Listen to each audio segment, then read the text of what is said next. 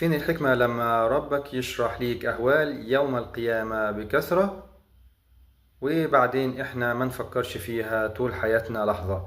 فين الحكمة من كده؟ مش لكده ممكن يكون من الحكمة عشان أقول لك قال الله جل في علاه: يوم يدعو الداعي إلى شيء نكر خشعا أبصارهم يخرجون من الأجداث كأنهم جراد منتشر مهطعين إلى الداع يقول الكافرون هذا يوم عسير. فهنا الله سبحانه وتعالى في الآيات دي بيشرح شيئا من أحوال الناس عند البعث يوم القيامة، وإزاي أن الله سبحانه وتعالى هيأمر الداعي فينفخ فيسرع الناس إلى أرض المحشر كأنهم جراد منتشر.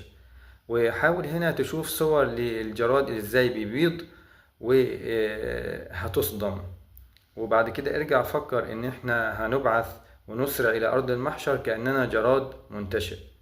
فهل المفروض إن إحنا نفكر في الأهوال دي فنستعد ليها، ولا المفروض إن إحنا نعمل عبط كأن الله سبحانه وتعالى لم يقل شيئا؟